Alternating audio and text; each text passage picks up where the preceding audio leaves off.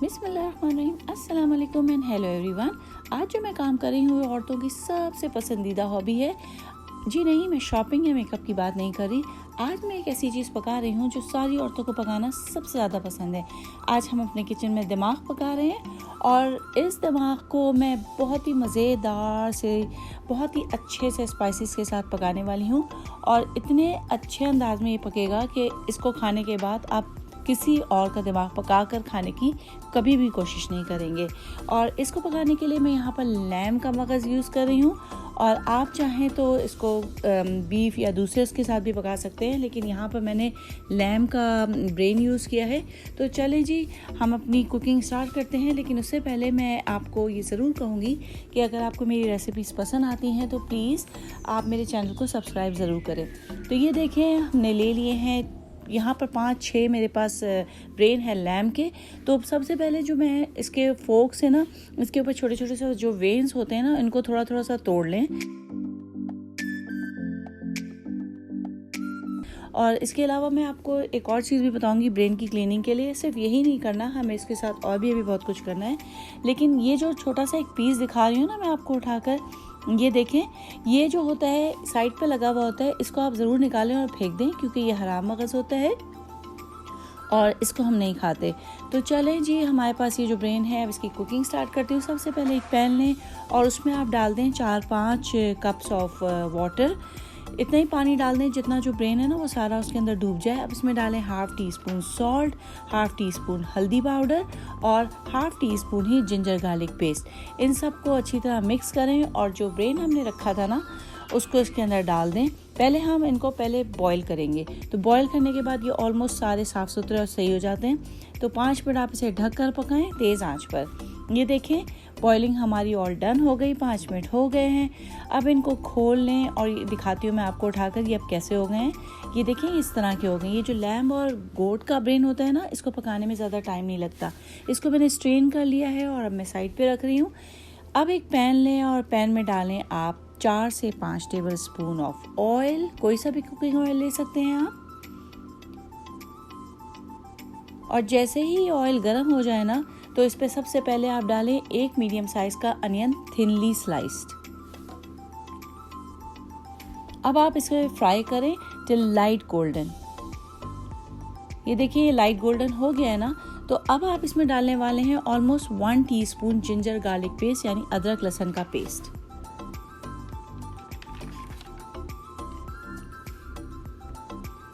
और अदरक लहसुन का पेस्ट डाल के मैंने बस 1 मिनट तक इसको हिलाया डुलाया है। और अब जो ये ब्रेन हमने बॉईल करके रखा था ना, इसे डाल दें। अब इसको आप भूनें 4-5 मिनट के लिए और इसको बहुत हल्के हाथों से आराम से भूनें, क्योंकि ये देखें बेचारा कितना नाजुक होता है कि अगर आप इसको ज़ोर लगा के भूनेंगे ना तो ये इतनी जल्दी जल्दी सारा टूट फूट जाएगा। और इसको हमें तोड़ना नहीं है, हमें इसको थोड़ा थोड़ा सा साबित ही रखना है। इसलिए मैंने पहले इसको बिल्कुल भी नहीं कट किया, क्योंकि ये थोड़े से तो टूटने ही वाले हैं ना इस तरह भी। अब हम इसमें कुछ मसाले मिलाएंगे। इसमें आप ऑलमोस्ट 1 टीस्पून डालें चिली पाउडर और ऑलमोस्ट 1 टीस्पून चिली फ्लेक्स और 1/2 टीस्पून मैंने इसमें हल्दी पाउडर डाला है और 1/2 टीस्पून सॉल्ट या सॉल्ट टू टेस्ट कर दें। सॉल्ट हमने पहले भी डाला था ना। 1/2 टीस्पून मैंने इसमें धनिया पाउडर डाला है और 1/2 टीस्पून इसमें डाली हूँ ज़ीरा पाउडर। तो ये सब कुछ हमने डाल दिया। अब इसको आप हल्के हाथों से दोबारा थोड़ा सा मिला लें। इस चूल्हे पे पकाएंगे, लेकिन तेज तेज हिलाना नहीं है चमचे को, वरना टूट जाएगा। अब मैं इसमें मिला रही हूँ 2 मीडियम साइज के टमाटोज और इनको मैंने चॉप किया है। टमाटर के पानी में ये इतनी मज़ेदार तरीके से पकता है और जो टमाटर का फ्लेवर होता है ना मगज़ के साथ, वो बहुत अच्छा लगता है। तो टमाटर ज़रूर डालें और इसको देखें, हमने मिलाया और पकाने के बाद 2-3 मिनट के पकाने के बाद ये इस तरह का हो गया। अब मैं 2 टेबलस्पून दही थोड़ा सा फेंट लूँगी और इसमें इसको मिला लूँगी।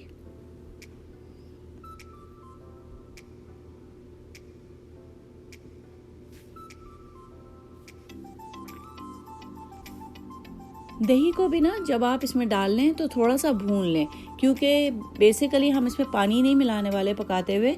सिर्फ ये दही और टमाटर के पानी में ही सारा का सारा गल जाएगा। तो चलें, पहले आप इसे 1-2 मिनट मिला लें। तेज़ चूल्हे पर ही इसको पकाएं। अब इसको मिलाने के बाद हम इसे ढाँक देंगे और ढाँक कर आप इसे पकाएं ऑलमोस्ट 10 मिनट्स।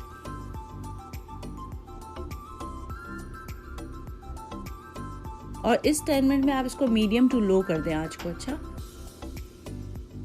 चलें जी, 10 मिनट हो गए। अब इसे खोलकर चेक करें। देखें, टमाटर और दही का पानी काफ़ी हद तक तो खुश्क हो गया है, लेकिन जो एक्स्ट्रा पानी बचा हुआ है ना, इसको आप हिला के भून के थोड़ा सा ख़त्म करना चाहें तो कर लें, क्योंकि ये मगज़ जो होता है ना, भुना भुना सा पकता है, इसमें बहुत ज़्यादा पानी नहीं होता।